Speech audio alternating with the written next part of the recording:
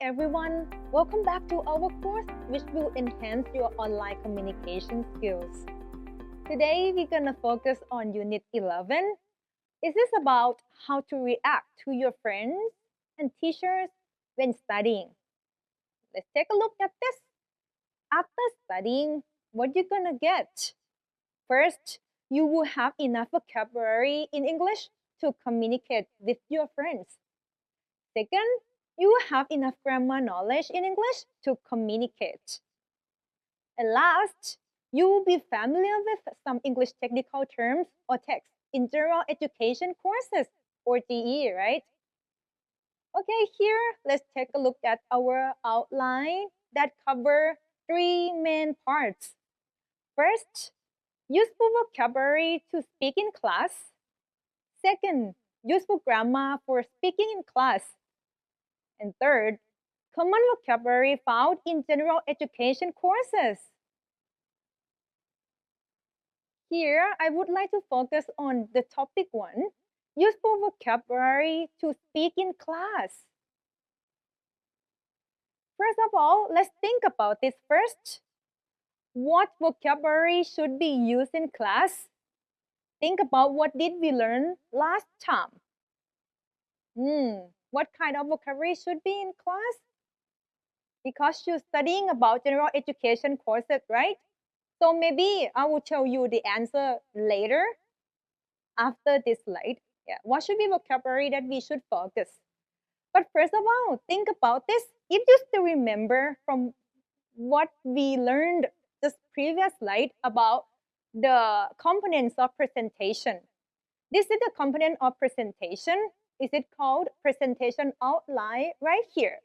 That I have divided the presentation into three main parts. You can look at number 1. Number 1 is this about the introduction.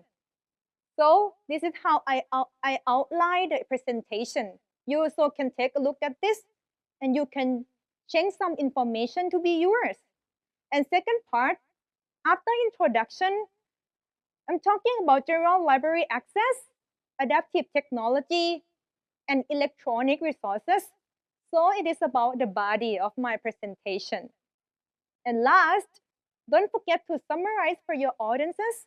So number 3 refers to conclusion or the end of the presentation.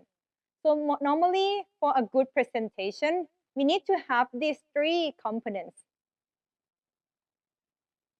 Okay, and I think maybe this is the time for you to learn more about the components regarding language structure.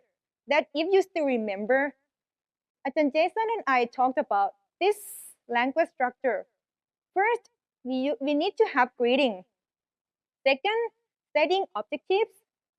Third, setting outline. Fourth, signaling or linking the parts. Fifth, signaling the end. And last, closing a presentation. Okay, so we're gonna learn about this together with Ajahn Jason. So now I'm gonna invite Ajahn Jason to be here. Hi, are you having a good time? I'm loving it. Yeah, it's a beautiful day. I'm enjoying myself. Thank you. And you? Yeah, I'm so happy today. Okay, and now we're gonna focus on language structure. Okay, I think we can tell our student about how to give examples and explanations.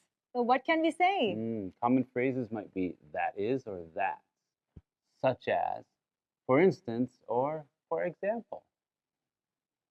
Yes. Or actually, if you are in the class and you want to outline a script to talk to your friends, or you want to share idea about giving examples and explanations, you may take a look at this and can change some information to be yours. Maybe this time, can you read this for students, please? Sure. Yeah. So an example would be, apparently, many customers use our accounting program for their home account. For example, they use our package to organize their regular payments. Okay, how about next one? Is it about repeating your point using different words? Right. What can we say here? Okay, you might say again, or in other words, that is to say, or to put it another way. Okay, how about this one? This is the example in context. What can we say? Sure. We might say, Complaints from customers are increasing. Most complaints focus on waiting times and lack of information. In short, we need to improve our customer service. Okay. And the next one will be about expressing possible outcomes. Okay. What can we say if we want to talk about possible outcomes in the presentation? Sure. We might say, there will be an increase in sales, or there won't be any opportunities for further development. Lastly, we might say, we may find this method useful. Thank you. This one can be the language used in context. Yeah, for What's that? example, these are our predictions. We will produce the new software by the end of the year. However, we know how markets change, and so we may find ourselves marketing it in a different way. Thank you so much. And this one, wow, a lot of words, right? Is it about concluding a section and moving on? Yeah. So we have many ways to conclude a section and move on. For example, in short, therefore, this is excellent, very good, or better than we had expected. This is not disappointing, or this is worse than expected, not good. As a result of this, or let's move on now to, or shall we now turn to? Lastly, now we'll move on to. Yes. And this is the example about concluding. Yeah. So when you come to the end of the section, you might say something like this. To sum up, last month's sales doubled, and this is excellent for this time of year. This increase was probably due to the loss in business we had. Next, I'd like to move on and look at the sales for the following 6 months. Very nice. Wow. How about this one? Thinking about exercise this time. Okay. Think about what we have learned so far. I want you to take a look at this, the paragraph, and then the words in the box. Put the following words and phrases into the correct gaps. For example, in front of problem, it should be the next problem. Okay, is follow up and what word? As a result, first, in other words, next, third, or for example. Actually, this one you can just pause this video and then do it by yourself. Okay, I hope you're done. So here are the answers. The first one is The next problem is follow up. In Yeah. other words, phoning the customer again to make sure that they're happy with our service. Why is this follow up important? First, it makes the customer feel that we care. Next, or second, yeah. either one, it makes them loyal to us. Third, or finally, we can solve problems before they become too big. For example, last week we phoned Mr. Smith and found that his order had not been delivered. He tried to call us, but no one had answered, so he was very pleased that we had called him. As a result of this, he's now happy and will probably tell his friends about us. Very good. I hope you get the correct answer. Okay, and now let's move on to another one. Start each sentence with an appropriate word from the box. Again, for instance, in short or I think. So I give you the hint right there. The first one is this about your opinion. The second one about summary. Next one is about repeating in different words. And last this is about example. Pause this video, do it by yourself. So the first one is I think we should employ more staff. next, In short, there are two choices. next, Again, this is our only chance. and last. For instance, they think our program is easy to use. Okay. And not only talking about presentation language, actually, we're talking about how to report thoughts and ideas from others to your friends and your lecturer. So when you are sharing ideas in class, not only presenting, you may need to report thoughts and ideas that you borrow from other people. Okay. So right here, think about this first. How do you share ideas that you got from other resources? You can report people's words and thoughts. But how do we do? Let's take a look at this. When we're reporting people's words and thoughts, What can we do, Ajahn Jason? Okay, well, Right. when we report what people think or what they have said, we often give the information using our own words. We do this with sentences that have a reporting clause and a reported clause.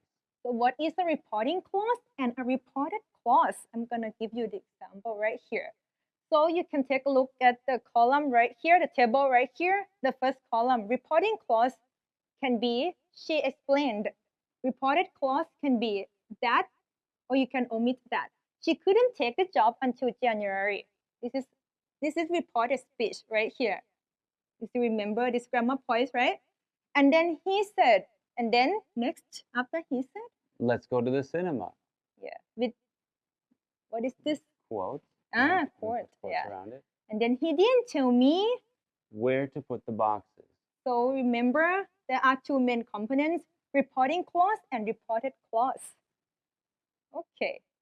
So if the exact words are important, how can you report that word?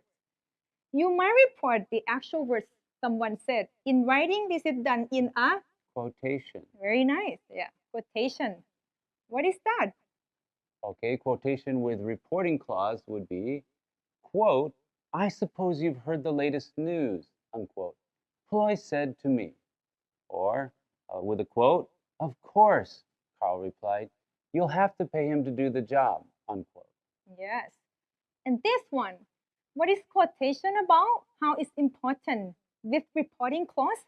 In English, used in stories and novels sometimes, the reporting verb, for example, ask or continue, is often placed before the subject when the reporting clause comes after the quotation, except when the subject is a pronoun, for example, I, you, she, he. How is it placed? Look at that. The Let's take a first look. one, yeah. Yes. When will you be back? Asked Jimmy. Or you could say, Jimmy asked. But the next one, and after that I moved to Italy, she continued, but not continued she. Not continue she. Why? Because she is a pronoun. Okay, so we need to say she continued, not continue she. But ask Jimmy can be changed to be Jimmy asked. Okay, next one. Think about this. When you are in a class, general education classes, for example, there are common vocabulary found in the courses.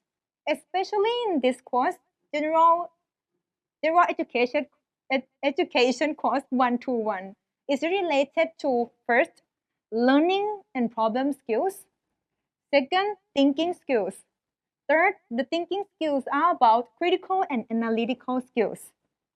So you can take a look at this in the class. I'm not sure, but I think you may hear this term from your lecture, which is about Bloom taxonomy. This is about thinking skills. That is it ordered from lower order thinking skills, from remembering, understanding, applying, analyzing, right? Evaluating and creating. So creating is the highest order thinking skills. In class, your teacher may talk about this, so you need to know some vocabulary first. How about this, Ajahn Jason? Right. Okay, so at the lower order, Yeah. thinking you're talking about remembering in phrases that your words that you might use, verbs, Yeah. would be like copying or finding, Yeah. locating, and on and on. Right. So I'm going to talk about this more, that this is Bloom taxonomy related verbs that you need to know. In remembering level, which is the lowest thinking or order thinking like level, actually it's about copying, defining, or fighting. But understanding, is it more than just remember? For example, you can take a look at that. It is tweeting like in Twitter. Applying, for example, acting out. Analyzing, evaluating, and creating. So actually, I would like you to pause this video at this time and then take a look at each word carefully and try to find the answers in your own language or maybe in the simplified words. Okay, so here we have done topic 1, useful vocabulary to speak in class, and topic 2, useful grammar for speaking in class. and the last one, common vocabulary found in GE courses. Okay, so for today, we have finished this one already. How to react to friends and teachers when studying. Then Jason, can you say goodbye to our students, Okay, please? goodbye. Thank you. Bye.